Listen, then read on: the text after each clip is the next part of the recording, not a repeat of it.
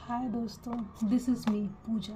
और देखिए, मैं आपको आज एक अनुभव से रूबरू कराऊंगी कि जॉब के साथ ना स्टडी करना it is very tough.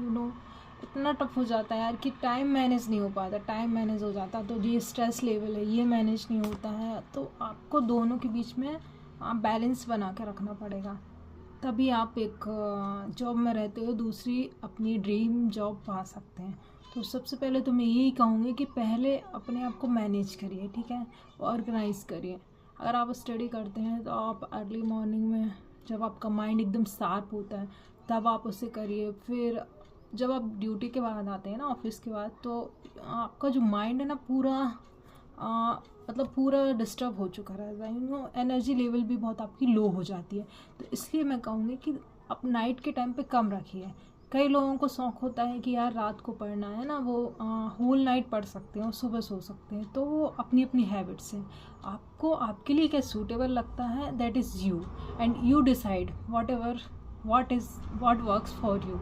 So always try कि आपका जो बेस्ट टाइम है आपके लिए, प्रोडक्टिव टाइम है, उसको आप यूटिलाइज़ करें, है ना। यूटिलाइज़ आप अपने हिसाब से कर सकते हैं, आपके लिए क्या प्रायोरिटीज़ हैं।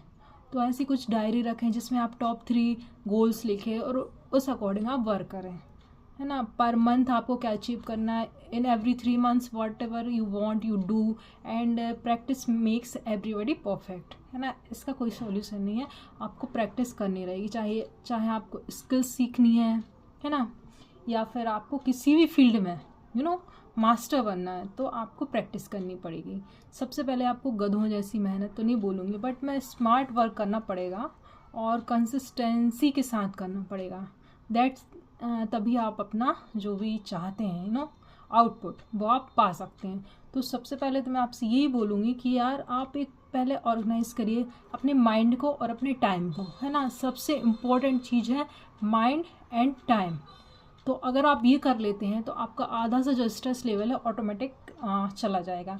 सबसे ज़्यादा स्ट्रेस उन्हीं लोगों को होता है, ओवर थिंकिंग उन्हीं को होती है जो खाली बैठे रहते हैं। तो आप खाली बैठेंगे तो आप दुनिया भर की चीज़ें सोचते रहेंगे माइंड में। इसलिए खुद को बिजी रखिए, और बिजी ऐसा रखिए कि कुछ भी आप प्रोडक्टिव कर पाएँ, है ना। प्रोडक्टिव लाइफ होनी चाहिए। देखिए, जीते तो सभी हैं। अगर आपको कंफर्ट जोन में जीना है देन आपको कोई दिमाग नहीं लगाना, जैसी लाइफ चल रही चलने दीजिए। बट अगर आपको कुछ करना है यार, है ना, तो आपको माइंड चलाना पड़ेगा।